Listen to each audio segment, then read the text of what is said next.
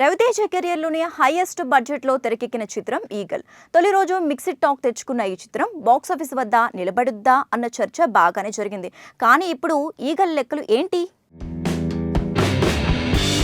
ప్రస్తుతం peoples media factory హవా నడుస్తోంది. టాలీవుడ్లో సినిమాల సంఖ్య, రేంజ్ పరంగా మిగతా బ్యానర్లన్నింటినీ దాటి ముందుకు వెళ్లిపోతున్న పీపుల్స్ మీడియా ఫ్యాక్టరీ ఈ చిత్రాన్ని ప్రొడ్యూస్ చేసింది. ఇదే సంస్థలో రవితేజ నటించిన ధమాకా బ్లాక్ బస్టర్ కావడంతో ఈగల్పై భారీ బడ్జెట్ పెట్టారు. సంక్రాంతికి రిలీజ్ చేయాలనుకున్న ఈ చిత్రాన్ని అనివార్య పరిస్థితుల్లో ఫిబ్రవరి 9కి వాయిదా వేశారు. ఆ రోజు మంచి అంచనాల మధ్య విడుదలైన మాస్ రాజా సినిమాకు ఆశించిన టాక్ రాలేదు.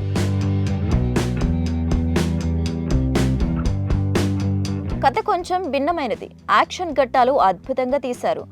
ఓవరాల్ టేకింగ్ బాగుంది. రవితేజ పెర్ఫార్మెన్స్ ఓకే, కానీ ఓవరాల్గా సినిమా ప్రేక్షకులను మెప్పించలేకపోయింది. యావరేజ్ టాక్తో మొదలైన ఈ సినిమా వీకెండ్ వరకు బాగానే నిలిచింది. తొలి రోజు ఉదయం డల్గా కనిపించిన ఈగల్ థియేటర్లు ఈవినింగ్ షోలకు పుంజుకున్నాయి. తరువాతి 2 రోజుల్లో కూడా ఈవినింగ్, నైట్ షోలకు మంచి ఆక్యుపెన్సీ కనిపించింది. డిబేట్ టాక్ను తట్టుకుని సినిమా బాగానే నిలబడుతుందని అనుకున్నారు.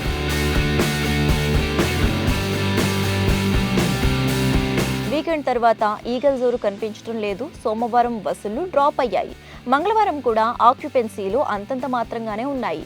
ప్రేక్షకుల ఫోకస్ ఆల్రెడీ ఈ వీకెండ్ మూవీ ఊరు పేరు భైరవకోన మీదకి వెళ్ళినట్లు కనిపిస్తోంది. ఈ సినిమాకు బుధవారమే పెయిడ్ ప్రీమియర్స్ పడుతున్నాయి. ఈ షోలకు వస్తున్న స్పందనతో పోలిస్తే ఈగల్ మీద ప్రేక్షకుల్లో ఇంట్రెస్ట్ తక్కువగానే కనిపిస్తోంది.